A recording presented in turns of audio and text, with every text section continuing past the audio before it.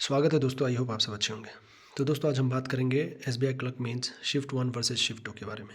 Normalisation पे बहुत ज़्यादा ये चल रहा है, ट्विस्ट चल रहा है कि शिफ्ट 2 में नॉर्मलाइजेशन होगा, शिफ्ट 1 में नॉर्मलाइजेशन नहीं होगा। तो सब लोग अपना अपना हिसाब से बता रहे हैं, लेकिन मैं आपको रियल एक बात बताता हूँ आपको। देखिए दोस्तों, एसबीआई क्लर्क मेंस शिफ्ट 1 वाले भी देने गए थे एसबीआई क्लर्क मेंस, और शिफ्ट 2 वाले भी एसबीआई क्लर्क मेंस ही देने गए थे। ऐसा नहीं कि एसबीआई क्लर्क प्रीलिम्स देने गए थे शिफ्ट 1 और एसबीआई पीओ का मेंस देने गया था शिफ्ट 2, ऐसा कुछ नहीं है। तो डिफ़िकल्ट लेवल मैं बराबर समझता हूँ, ऐसा नहीं कि हाँ मैं एग्ज़ाम देने अगर जाऊँ फर्स्ट शिफ्ट में तो ऑब्वियसली मेरे हिसाब से मेरे को टफ़ लगेगा। कोई और बंदा जा रहा है सेकंड शिफ्ट में तो उसके हिसाब से टफ़ लगेगा। लेकिन ये कंपेयर डायरेक्टली कर देना कि शिफ्ट 1 और शिफ्ट 2 पूरा टफ़ था, ठीक है, ऐसा हम लोग कंपेयर नहीं कर सकते। बस पेपर का लेवल लोग बताते हैं अपने अपने हिसाब से। शिफ्ट 2 वाले अपने हिसाब से बताते हैं, शिफ्ट 1 वाले अपने हिसाब से बताते हैं। तो देखिए दोस्तों, ऐसा नहीं कि शिफ्ट 1 ईजी था। शिफ्ट 1 में ऐसा नहीं कि 200 में से 190 करके आए हैं बच्चे। ध्यान देना ये बात पे, 200 में से 190, 180, 150 आराम से करके आ रहे हैं, और शिफ्ट 2 वाला बच्चा 20-30 ही कर पा रहा है या 50 कर पा रहा है। ऐसा कुछ कंडीशन नहीं था, थोड़ा मोड़ा डिफरेंस होगा। तो ऐसा नहीं है कि अब शिफ्ट 1 वाले डिमोटिवेट हो रहे हैं कि हमारा नॉर्मलाइजेशन नहीं होगा, शिफ्ट 2 वाले का होगा। देखिए दोस्त, ऐसा कोई बात नहीं है, ठीक है। ये एसबीआई डिसाइड करेगी, कोई यूट्यूबर डिसाइड नहीं करेगा, ना मैं डिसाइड करूँगा, सिंपल एज दैट। तो इस पर आपको फोकस करने की ज़रूरत ही नहीं है। वो एसबीआई डिसाइड करे कि पेपर का लेवल और नंबर ऑफ़ स्टूडेंट कैसा अटेम्प्ट किया नहीं किया, वो आपको रिजल्ट आने के बाद ही पता चलेगा, ठीक है। तो हम मान लेते हैं कि इंग्लिश टफ था फर्स्ट शिफ्ट में प्रीलिम्स का इंग्लिश था और सेकेंड शिफ्ट में मेंस का इंग्लिश था।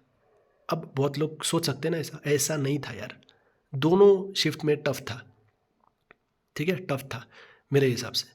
तो अब जीके, बहुत लोग कह रहे हैं फर्स्ट शिफ्ट इजी था, तो यार फर्स्ट शिफ्ट में 50 में से 40 बनाना चाहिए बच्चों का। तो फर्स्ट शिफ्ट में भी बच्चे 20 से 25 ही बना रहे हैं, सेकेंड शिफ्ट में भी 20 से 25 ही बनाए हैं। जितना मेरे को बात हुआ है कैंडिडेट से, जो भाई बहन से फर्स्ट सेकेंड शिफ्ट वाले, तो मैं जो प्रॉपर एनालाइज किया हूँ, मुद्दा कुछ और है यार, ठीक है। जो लोग कह रहे हैं ना शिफ्ट 2, अब देखियो शिफ्ट 2 वाले बंदे से बात कीजिएगा, वो कहेगा यार मेरा शिफ्ट बहुत टफ आया। शिफ्ट 1 वाले से बात करिए, वो भी बोलेगा टफ आया। ये नहीं बोलेगा कि अरे बहुत इजी था, मैंने तो 150 कर लिया। टफ था यार, दोनों शिफ्ट टफ था। तो नॉर्मलाइजेशन देखिए क्या होता है। अब ओवरऑल एनालिसिस के बाद जो बात सुनने को मिला है आपको या मेरे को, बस सुनने को मिला है, हकीकत क्या है वो तो एसबीआई ही जानेगी।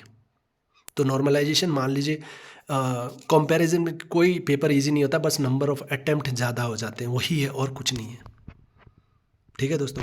तो मान लीजिए फर्स्ट शिफ्ट में नंबर ऑफ अटेम्प्ट थोड़ा ज़्यादा हो गया, सेकंड शिफ्ट में ऐसा भी हो सकता है। अब इंग्लिश में कोई कैंडिडेट है फर्स्ट शिफ्ट में 30 करके आया, सेकंड शिफ्ट में कोई कैंडिडेट है 35 करके आ रहा है, क्यों करके आ रहा है, डिपेंड करता है ना यार।